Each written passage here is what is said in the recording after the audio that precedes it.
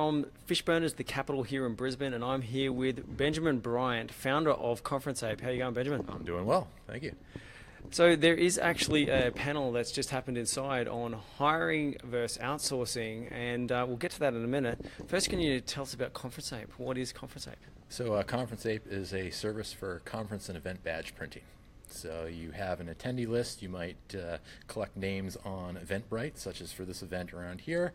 You plug into our system, design your conference badges, and you can either print them out at home, or we have a service where you can purchase to get them stuffed in little event badge holders and sent to your event.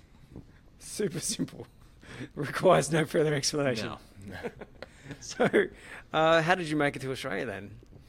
So I'm here as part of the Advanced Queensland Hot Desk program, and we're one of the round two participants, and it came there. It seemed like a great opportunity, and specifically why are we here in Australia is Australia is a very conference-loving nation, about 1.5 people, or 1.5 events per people per year, which is the highest of any other country in the world. There you go. We learn something here every day. Fantastic. So, say that again. 1.5. 1.5 events per person attended per year. Wow, that's cool. So I guess in your case, then you're running an online service, Yes. and you have to do some dispatching of the badges, and so you do the printing at your place and you send it over to the customer, and with the little holders and etc. So where do you sit on the hiring versus contracting side of things? I think it depends, a lot on what aspect we're talking about of hiring versus contracting. So if you have a very well-defined process, such as printing event badges around there, that actually is something that makes more sense to contract out. So in the U.S., we actually work with a 3PL that does all of our printing, all of our packaging, all of our shipping, and so forth. That's very well defined.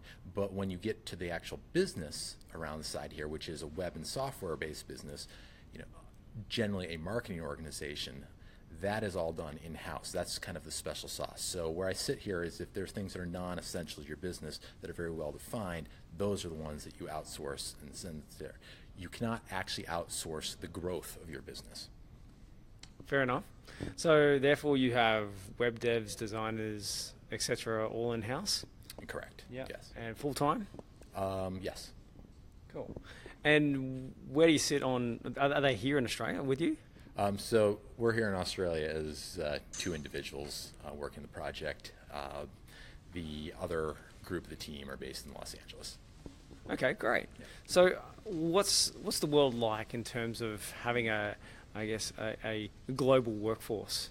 Well, essentially, I look back to my, post-college career, which is pushing close to 15 years now, and I started my early career as a remote contractor with a hedge fund.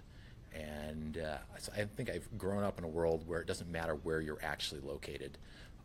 It certainly helps to have people in the same room and so forth, but it is by no means essential around here. You can work with individuals in Europe, Australia, Dubai, or so forth, and find the people that are passionate about your project and actually able to, contribute to the growth of it. So it's more around finding the people that have the buy-in and less about the actual location. Like that's kind of an optional. Sure. And so I guess with having remote workforces, there's software or comms tools that I guess enable you guys to keep on top of tasks and